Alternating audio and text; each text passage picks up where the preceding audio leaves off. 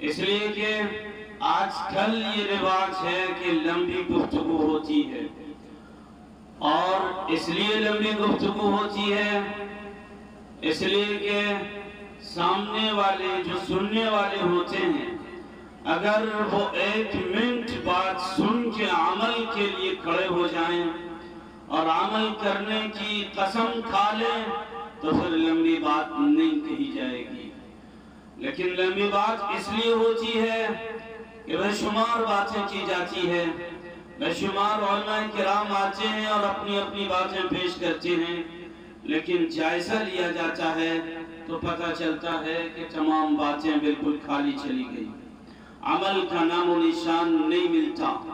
پہلے جو انبیاء کرام علیہ الصلوۃ والتسلیم ہوا کرتے تھے اور وہ جو دعوت و تبلیغ کا فریضہ انجام دیتے تھے،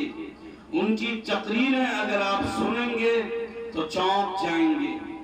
آپ حیران رہ جائیں گے کہ ان کی تقریریں کس قدر شارٹ ہوا کرتی تھی، کس قدر مختصر ہوا کرتی تھی۔ ان کی تقریر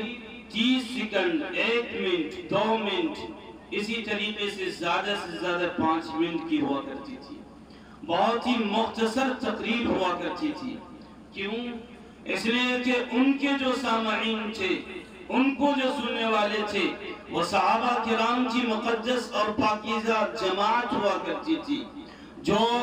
ایک مرتبہ اللہ کے رسول کا پیغام ملتا تھا فوراً وہ عمل کے لیے تیار ہو جاتے تھے۔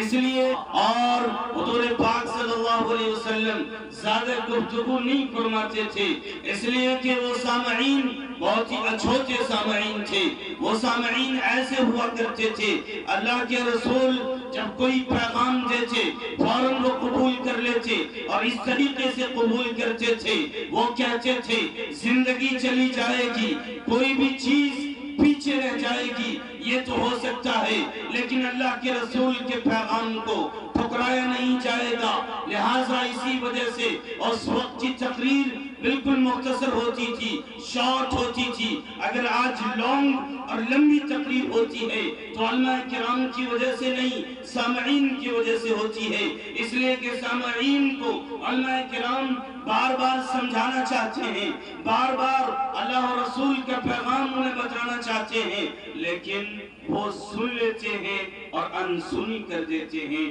اس لیے بار بار انہیں لمبے وقت سے سمجھانے کی کوشش کی جاتی ہے۔ تو یہ اس وقت کے سامعین ایسے تھے، اور آج کیسے ہیں ہم سب جانتے ہیں۔